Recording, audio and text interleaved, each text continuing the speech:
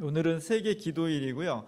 세계 기도일은 전 세계에 180개국 넘는 나라들이 예배를 함께 드리는 겁니다. 원래 날짜는 3월 첫 번째 금요일입니다. 그래서 올해는 3월 2일이 전 세계 여성들이 중심이 되어서 세계 기도일 예배를 드리는 것인데 우리는 주일날 예배를 드리게 됐죠. 원래 세계 기도일은 한 130년 전에 1887년도에 메리 제임스라는 미국 여성이 그 당시 미국의 유럽이나 아시아에서 이주해 온, 우리로 치면 이주민들이 되게 많았거든요. 진짜 어렵게, 힘들게, 가난하게, 배고프게, 외롭게 마음에 상처를 안고 살아가는데 그 사람들이 그리스도인의 눈으로 보니까 너무 안 된 거예요. 그래서 이 사람들이 우리 사회에 정말 가난하고 힘없는 사람들이지만 이들을 위해서 함께 한 마음으로 기도하는 그런 예배가 있었으면 좋겠다 싶어서 미국 교회를 중심으로 시작한 것이 130년이 됐고요. 우리나라는 1922년도쯤에 처음 시작을 했으니까 거의 지금 100년 정도의 역사를 가져오게 되는 겁니다. 이 예배를 매년 똑같은 예배문을 가지고 전 세계 사람들이 한 주제를 가지고 예배를 드려요. 그리고 매해마다 한 나라를 정해서 예배문을 작성을 합니다. 그러면 그 나라 사람들이 우리나라는 이런 나라입니다. 우리나라 교회는 이런 현실을 가지고 있고 이것을 기도합니다. 전 세계 교인들이 함께 이 주제를 가지고 기도해 주시기를 부탁합니다. 이런 거예요. 작년에도 우리가 대예배 시간에 세계 기도일 예배를 드렸죠. 기억나셔요? 네. 예. 오, 기억나시네. 작년에는 어느 나라 거 예배 드렸어요? 필리핀 예배 드렸어요. 필리핀. 저 포스터 기억나세요? 예. 저 포스터를 보면서 우리가 필리핀에 있는 나라 그리스도인들의 삶, 특별히 여러 가지 문제로 고통당하고 있으면서도 믿음으로 이어나가고 있는 필리핀 여성들의 아픔과 눈물에 공감하면서 하나님 필리핀에 새로운 생명을 주시고 그곳에 있는 그리스도인들이 정말 행복하게 살아갔으면 좋겠습니다. 그런 마음으로 함께 기도를 드렸습니다. 우리 교회가 주일 대예배 때 이렇게 예배를 드리는 것은 좀 특별한 거예요. 그리고 전 세계 교회 교인들의 마음을 모아서 우리랑 전혀 지구 반대편에 있고 한 번도 만난 적이 없는 사람들이지만 같은 마음으로 예수님께 기도하고 하나님께서 은총을 베풀어 주셨으면 좋겠습니다. 이게 에큐메니칼이에요. 이게 교회 일치 운동이에요. 피부와 인종이 다르지만 한 번도 만난 적이 없지만 우리는 다 그리스도 안에서 하나입니다. 여러분들의 아픔에 나도 아파하고 여러분들의 기쁨에 나도 기쁘고 그래서 우리는 모두가 영적으로 한 식구입니다. 이게 에큐메니칼이에요. 이 에큐메니칼 세계 선교에 주민교회가 굉장히 적극적으로 앞장서게 되는 거예요. 이런 거 하나가 그냥 앞장서는 거예요. 너무나 좋은 거고 그런 면에서 저는 굉장히 자부심을 가지고 있습니다. 올해는 어느 나라에서 예배문을 만들었다고요? 수리남이라고 들어보셨어요? 저는 이번에 처음 들어봤어요. 수리남이라는 나라가 우리 지구 반대편에 있는 나라인데 이런 나라도 있구나 처음 알았습니다. 그리고 그 노래라든지 그 언어라든지 전혀 낯설잖아요. 그래서 오늘 수리남에 대해서 어떤 나라인지 소개하는 영상이 있어요. 세계 기도일에 준비한 건데 한번 보시고 저런 나라구나 한번 봤으면 좋겠습니다.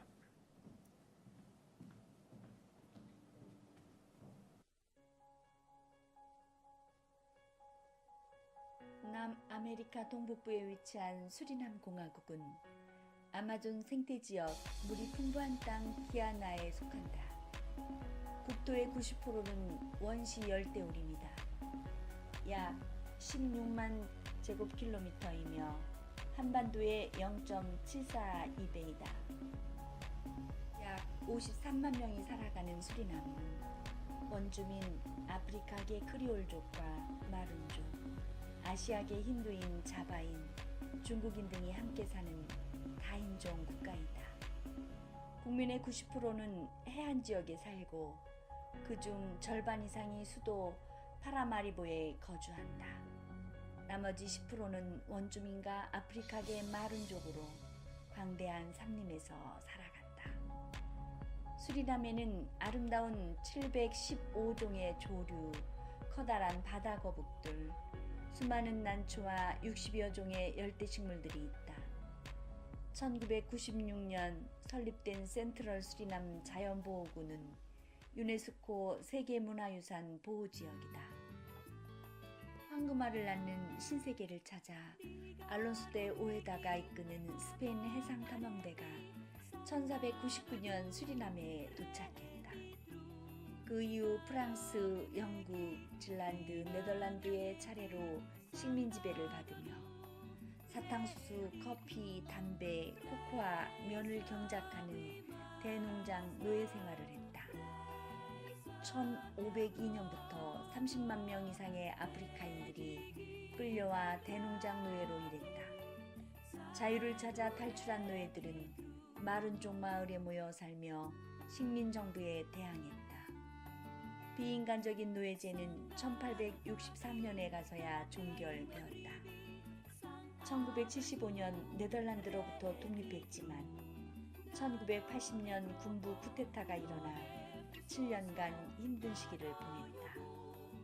이러한 혼란기를 거쳐 이제 민주주의에 기초한 새 헌법에 따라 국민선거가 회복되었다. 제1차 세계대전 시기 미국이 보크사이트를 채굴하기 시작했다. 보크사이트는 항공기 산업에 필요한 알루미늄의 원료였다. 불법적인 금광 채굴은 거대한 산림을 황폐하게 만들었다. 일부 업자들이 수은을 사용하여 강물을 오염시켰다. 지금도 수리남 정부는 깨끗한 식수 공급에 힘쓰고 있다. 대농장 소유주의 자녀들은 일찍 유럽 유학을 떠났다. 노예 출신 아이들은 교회학교에서 교육을 받았고 내세의 영광을 위해 현세의 고통을 참으라는 교회학교의 교육은 식민 통치 안정화에 이용되었다. 현재 수리남은 중학교까지 무상교육을 실시하지만 학교를 중퇴하는 소년들의 비율이 높다. 아동들은 길거리에서 물건을 판매하고 일부는 내륙 금강 노동에 착취당한다. 1999년 청소년 연구소가 발족한 이래로 수리남 청소년들은 청소년 의회를 열어 그들의 사회적 조건을 향상하기 위한 방안을 정부에 건의하고 있다. 여성의 인권은 그리 높지 않다. 아내는 남편과 동등한 시민권을 누릴 수 없었다. 가정의 재산 관리 권한은 남편에게만 있었다. 수리남 정부는 1981년 여성에게 평등한 법적 권한을 부여했고 2002년 여성폭력 예방 처벌 및 근절 협약을 통과시켰다. 2015년 선거에서 여성 국회의원 15명과 세 번째 여성 국회의장이 탄생했다.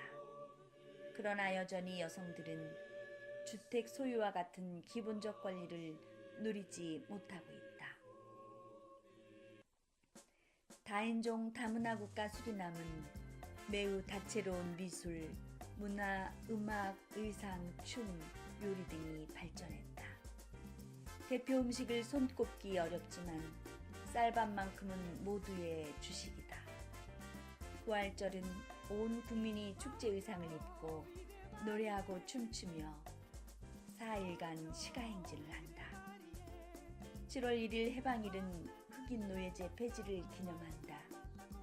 카리브 예술축제인 카리페스타는 카리브 공동체 소속 국가들의 문화를 나누는 큰 행사이다.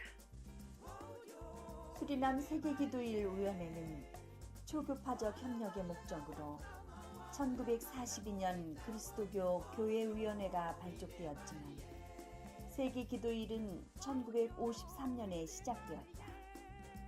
처음에는 세계기도일 예배가 그로테 스타스커크 모라비안 모교회와 로마 카톨릭 대성당에서만 열렸다. 군사 쿠데타와 이후 정치적 사건들 속에서 예배를 통해 공동체가 위로받았다. 네덜란드에서 가져온 예배용 소책자를 배포해서 쓰다가 1970년대에 어린이 청소년 예배를 개최했다. 수리남은 세계기도일 자매들에게 하나님께서 지으신 창조 세계가 계속 좋은 세상으로 유지할 수 있기를 희망하며 함께 연대하기를 요청합니다. 주 하나님, 우리의 기도를 들어주소서. 마스라가도 아르키 의 베기.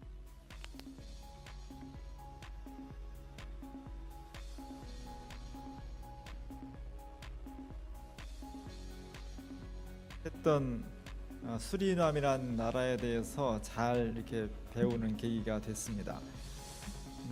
수리남이라는 나라는 우리가 본 것처럼 라틴 아메리카 맨 북쪽에 있는 나라죠. 맨 북쪽에 있는 나라고 인구가 라틴 아메리카 생각하면 브라질, 아르헨티나, 칠레 이런 것만 생각하는데 그 북쪽에 작은 나라가 굉장히 많더라고요. 이런 나라의 인구가 한 54만 명 정도 되니까 아주 작은 나라죠. 성남시의 반밖에 안 되잖아요. 근데 국토는 한반도의 4분의 3이니까 상당히 넓은 거예요. 남북한 합쳐서 4분의 3 정도 되니까 국토는 넓은데 대부분 다 원시 열대림으로 아마존 그 열대림으로 장식돼 있어서 사실은 인구는 다 해안가의 한 도시에 거의 몰려 사는 거죠. 굉장히 어렵고 힘든 역사적인 과정을 거쳤고 그곳에 있는 사람들 54만 명 중에 기독교인이 한 50%가 안 되고요. 힌두교인이 한 22% 되고 이슬람교도가 한 14% 되고 그 외 잡타 여러한 종교들이 합쳐져 있는 굉장히 다인종 다종교 사회예요.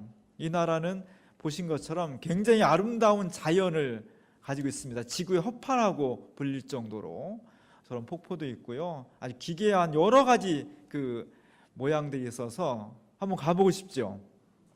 저런 데 한번 가서 산에 올라가 보고 싶고 뗏목도 한번 타보고 싶고 우리가 한번 가서 느끼고 싶은 그런 마음이 들 정도로 굉장히 아름다운 풍광과 자연을 가지고 있는 그런 나라인 것 같습니다. 특별히 저 나라에서 최근에 벌이는 운동 중에 하나는 바다거북이 많이 해안으로 몰려오는데 많이 죽는다는 거예요. 그래서 그 바다거북을 살려내서 알을 잘 낳게 하고 바다로 돌려보내기 위해서 사람들이 죽이지 않도록 보호하는 그런 운동을 벌였다고 합니다. 여기도 바다거북이 하나 있죠? 이 거북이 바로 수리남에서 저 거북이가 나와가지고 알 부화시켜서 가지고 온 그런 설이 있습니다. 예배 끝나고 꼭 물어봐요. 진짜냐고. 진짜냐고 물어보지 마세요. 어쨌든 저 나라는 자연의 혜택이 많은 곳이고 우리가 보고 만지고 느낄 수 있는 굉장히 소중한 자원들을 가지고 있는 것이고요. 그것을 그 국민들이 잘 보존해야 되겠다는 생각을 가지고 있다는 것이 되게 소중한 겁니다. 오늘 함께 읽은 본문의 말씀은 하나님께서 세상을 창조하시고 첫 번째 하신 말씀과 총체적인 평가가 너무 좋았다는 거예요. 하나님께서 첫째 날부터 여섯째 날까지 세상을 창조하신 하나님, 그 하나님이 세상을 보신 다음에 첫 번째 탄성이 너무 좋다, 너무 아름답다, 너무 행복하다 그랬다는 겁니다. 우리가 만든 세상, 우리가 살고 있는 세상, 하나님 만드신 세상은 좋은 거예요. 행복한 겁니다. 아름다운 겁니다. 우리가 기독교 신앙 중에서 여러 가지 기독교 진리의 핵심들이 몇 가지 있어요. 상대적으로 중요한 것도 있고 덜 중요한 것도 있는데 이 지금 시대에 과학 인간 중심의 세대에 우리가 반드시 지켜내고 잃어버리지 말아야 될, 양보하지 말아야 될 기독교의 진리의 첫 번째는 하나님이 세상을 창조하셨다는 고백이에요. 기독교 성경 중에 창세기부터 요한계시록까지 나와 있는 수많은 말씀들 중에서 다양한 말씀들 중에서 우리가 반드시 지켜내야 될 말씀은 창조주 하나님이라는 고백입니다. 하나님께서 이 땅에 인간과 자연과 물과 모든 생태계 전체를 창조하셨다. 이 생명의 주인은 하나님이다. 여호와 하나님이다. 이걸 반드시 지켜내야 될 중요한 가치이고 신앙 고백이에요. 왜냐하면 특별히 21세기 우리가 살아가는 시대에 비신앙인들과 과학주의가 기독교를 공격해오는 중요한 포인트 하나가 세상을 창조한 것은 여호와 하나님이 아니라는 거예요. 이게 중요한 지점이에요. 세상은 어떻게 만들어졌냐? 생명은 어떻게 만들어졌냐? 우연에 의해서, 아주 몇 억 년 전에 우연에 의해서 우주는 팽창해서 폭발했고, 아주 단세포 단백질 하나가 우연한 계기를 거쳐서 세포가 되고 그게 다세포가 되고 진화해서 인간이 되었다. 이것이 과학주의와 인간 중심 세계의 주장이에요. 이런 주장들이 아니야, 생명은 하나님이 창조하신 거고 온 인간과 자연 만물은 다 여호와 하나님이 창조하신 거야, 이런 기독교 신학을 계속 공격하는 거예요. 특별히 18세기 서구의 산업혁명 이후로 성경에 기록되지 않은 많은 물건들을 만들어냈거든요. 기계도 만들어냈고 증기기관차도 만들어냈고 컴퓨터도 만들어냈고 비행기도 이거는 성경에 안 나오잖아요. 그래서 이걸 누가 만들었어요? 인간이 만든 거잖아요. 그러니까 만든 모든 것은 인간이 주인이고 하나님이 주인이 아니라는 거예요. 이런 주장들이 기독교를 지금 엄청나게 공격해 오고 있는 겁니다. 진화론 중에는 맞는 내용들도 많이 있어요. 그러나 기독교의 중심 진리는 뭐냐 하면 이 세상 모든 생명의 근원은 하나님이다. 이 세상 모든 생명을 창조하신 분은 하나님이다. 이것이 무너져 버리면 이 세계의 주인은 누가 되냐? 과학기술 또는 인간이 되는 겁니다. 성경이 우리한테 경고하는 것은 그런 세상이 행복하냐? 인간이 신이 되고 과학기술이 신이 되어버린 그런 시대가 행복하냐? 절대 그렇지 않다는 거예요.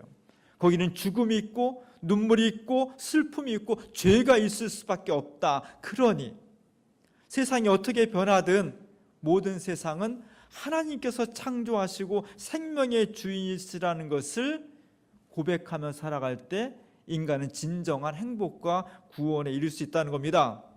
우리가 이걸 변증해내야 돼요. 이것은 목회자나 신학자들만이 아니라 여러분 주변에 살고 있는 많은 사람이 공격을 해와요. 차 마시다가 밥 먹다가 공격을 해와요. 무슨 기독교 하나님이 생명의 주인이야, 진화론은 이렇게 주장하고 있는데 현대 과학기술명은 이렇게 돼 있어서 인간이 주인이지, 이렇게 공격해 온다고. 그때 여러분 뭐라고 그럴 거예요? 맞아, 그럴 거예요. 거기서 우리 스스로 내가 믿고 있는 기독교 신앙의 진리를 설명해낼 수 있어야 돼. 이게 변증이에요. 그거는 여러분 각자 할 수 있어야 돼요. 그게 중요한 거예요.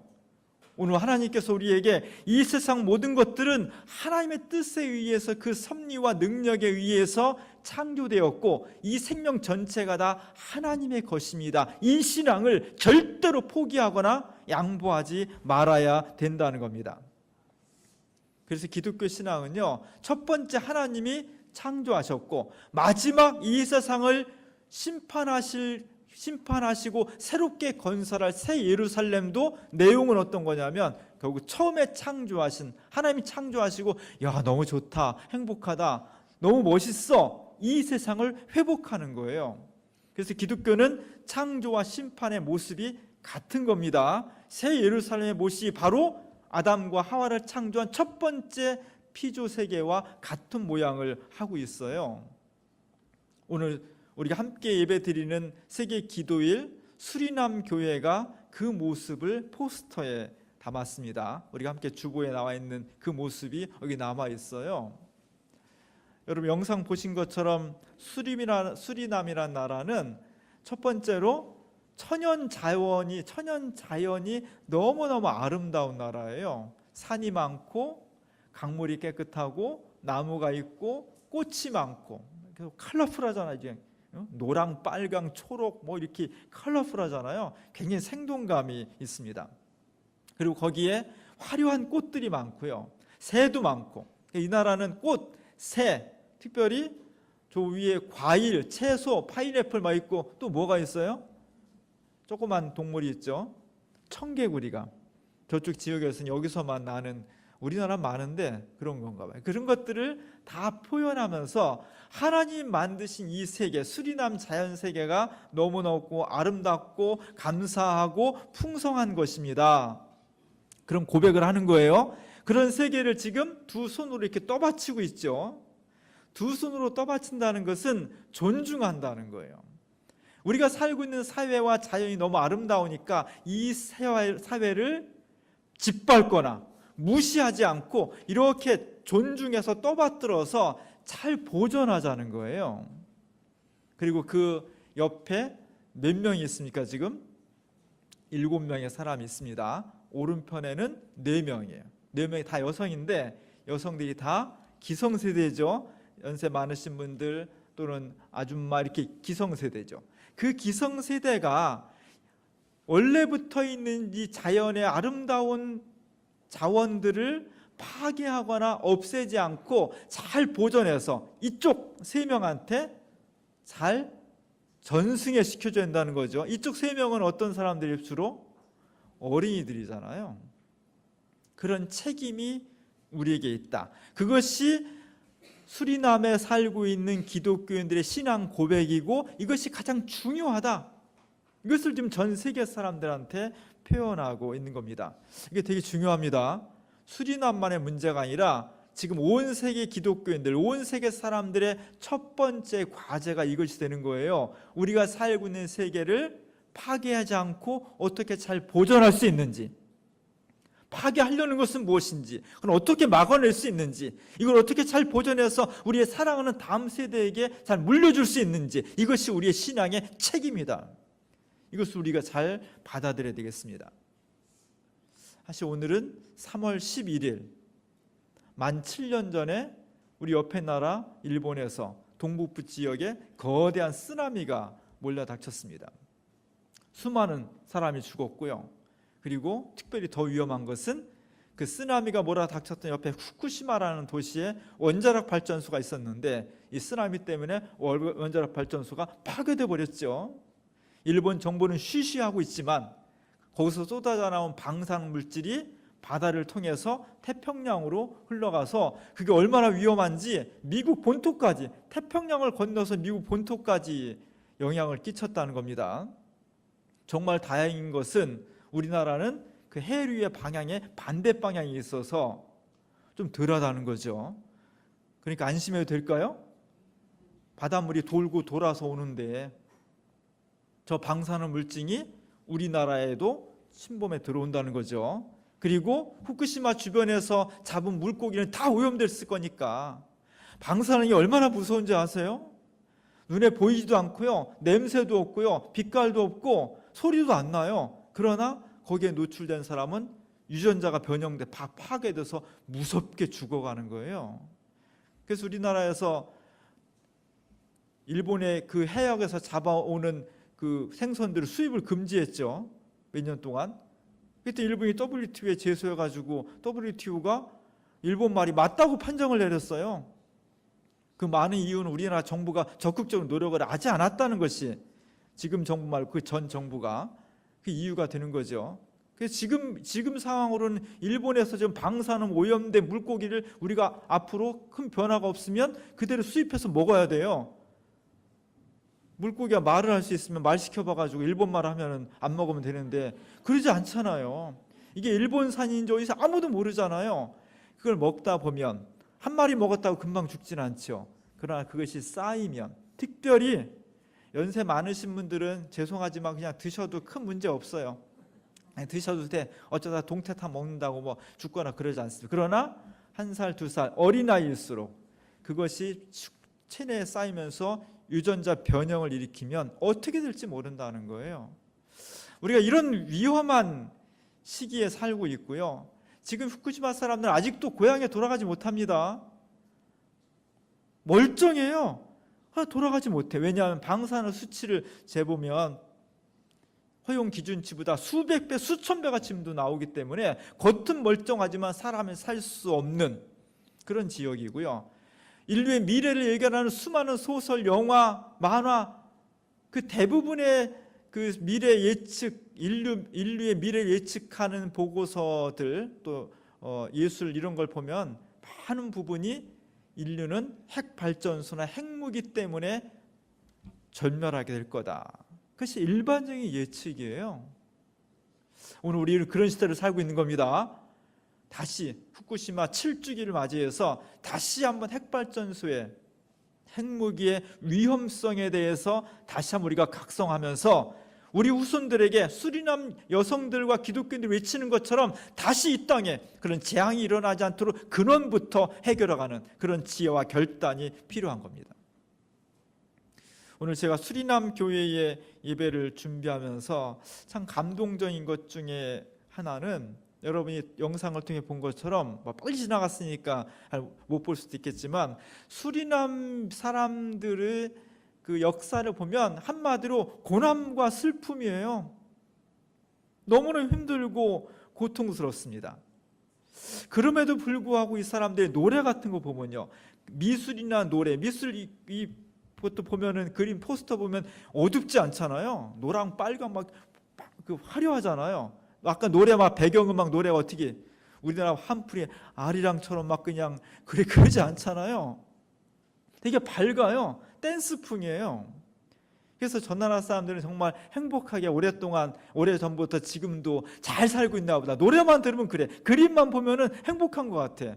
그러나 사실을 들여다보면요, 굉장히 어려웠던 거예요. 54만 명의 인구 중에 이렇게 들여다보면 인종이 다양해. 우리는 다 비슷하잖아요.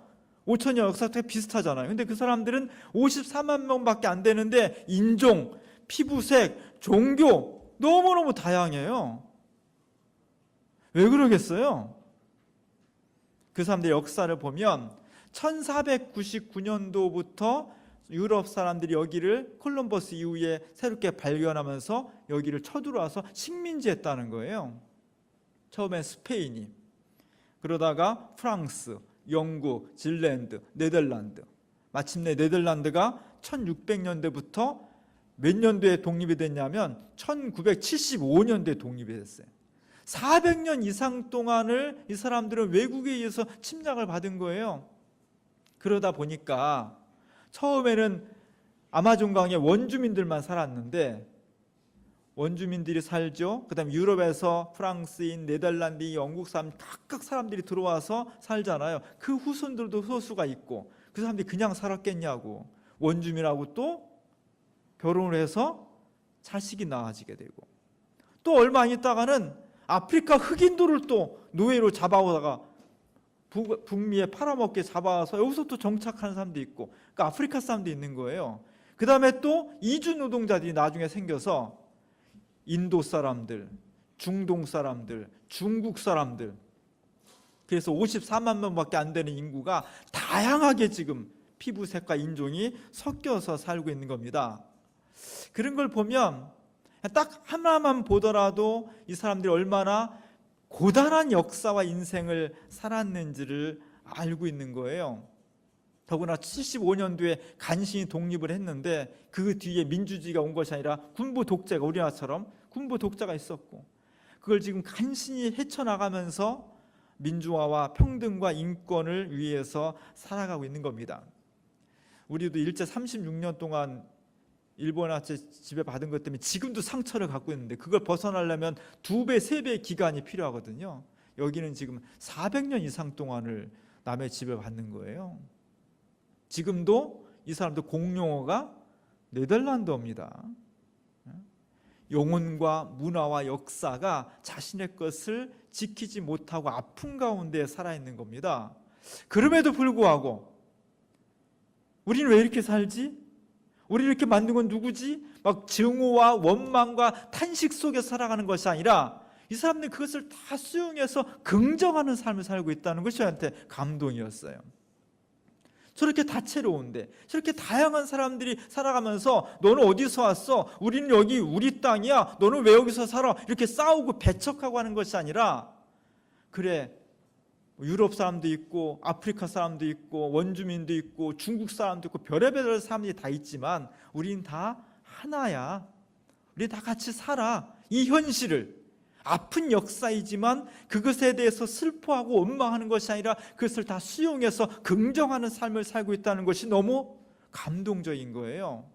저 사진 한 장 속에 수많은 혈통이 있는 겁니다. 수많은 다른 국적들이 있는 거예요. 그러나 그들이 다 함께 모여서 우리의 미래를 같이 만들어 간다는 것이 대단히 감동적인 거예요.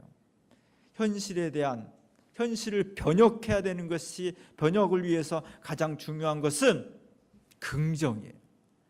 이 속에 하나님께서 어떤 뜻을 베풀어 주셨을까, 어떤 뜻을 담아 주셨을까 하는 것을 긍정하는 것이 대단히 중요한 겁니다.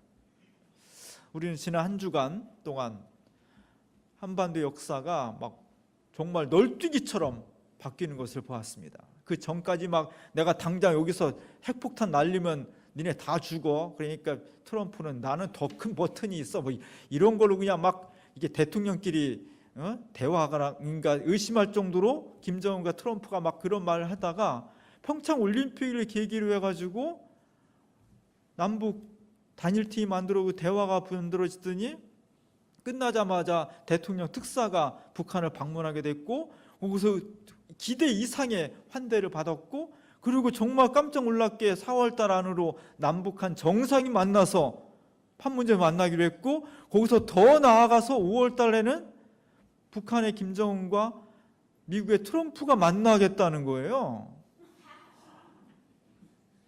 아니, 전 저보고 웃는 줄 알았는데 너무 놀라운 사건들이 막 벌어지고 있는 거예요. 기대 반, 우려 반이 있습니다. 또 문재인 대통령과 김정일 위원장이 만난다고 해서 당장 통일이 되거나, 뭐 북한과 미국의 정상이 만나서 당장 모든 것이 한꺼번에 바뀌지는 않을 거예요. 통일이 그렇게 되어서는 안 되고 평화가 이렇게 하루아침에 이루어지는 건 아닙니다. 중요한 것은 이제 우리가 새로운 시대가 지금 열릴 가능성이 생겼구나, 하나님께서 우리에게 새로운 시대 열어주시는구나, 너무너무나 감사하면서 이제 우리가 훈련을 해야 돼. 뭔 훈련해야 되냐면 군사훈련이 아니라 우리 마음에서부터 북한 사람들을 받아들이고 함께 살아갈 수 있는 훈련을 해야 돼요. 수리남 사람들은 인종도 다르고 피부색도 다르고 언어도 다른데 다 하나가 되어서 살아가는데, 우리는 남과 북이 불과 70년 떨어져 있었던 거고요. 북한 사람도 억양이 다르지만 우리가 다 말통해요. 피부색 전혀 다르지 않습니다. 얼굴 생김 똑같아. 그렇게 오래 떨어져 있고 처음 만난 사람들이지만 하키팀에서 함께 오래 눈물을 흘리고 막 그러잖아요. 우리가 그렇게 해야 되는 겁니다. 그러하기 위해서는 지금부터 훈련해야 돼. 언젠가 우리가 만날 것이고 판문점이 휴전선이 무너져서 남과 북이 하나가 될 것이지만, 그날을 바라보면서 아무런 준비 안 하고 있다가 하루아침에 되는 것이 아니라 지금부터 우리가 마음으로부터 북한 사람들을 억양이 틀리고 사고방식이 다르고 어떤 면 답답한 면도 있지만 우리가 볼 때 그 사람들을 한 형제 자매로 받아들일 수 있는 마음의 훈련을 해야 돼요. 그 훈련을 지금 수리남 교회가 우리한테 가르쳐주고 있는 거예요. 우리보다 훨씬 차이점이 많고 훨씬 아픔과 고통이 많지만 그들은 노래와 그림을 통해서 현실을 부정하는 것이 아니라 현실을 수용하고 긍정하면서 새로운 미래를 만들어 가듯이, 지금 우리에게 요구하는 것은 남과 북의 평화로운 시대를 만들기 위해서 지금부터 남과 북 사람들이 마음으로부터 분단과 차별과 이런 것을 허물어뜨리고 함께 하나가 될 수 있는 마음의 훈련, 이것이 우리를 새롭게 하는 새로운 역사의 변혁을 만들어내는 것입니다. 전 세계의 내용은 다르지만 비슷한 과제를 다 가지고 있습니다. 그런 교회에 오늘 수리남, 우리가 처음 들어보는 그 교회의 기독교인들이 호소하고 있는 겁니다. 우리 모두가 다 차별을 넘어서 하나가 됩시다. 하나님께서 만드신 처음의 그 아름다운 세상을 잘 보존하고 그것을 무너뜨리려고 하는 것을 맞서 싸우면서 이 창조 세계와 하나님의 평화를 잘 지켜내고 우리 자손들에게 잘 물려줍시다. 이 고백이 오늘 수리남 교회 교인들을 통해서 전 세계에 우리 교회에 함께 할 수 있기를 주님의 이름으로 간절히 축원합니다. 기도하겠습니다.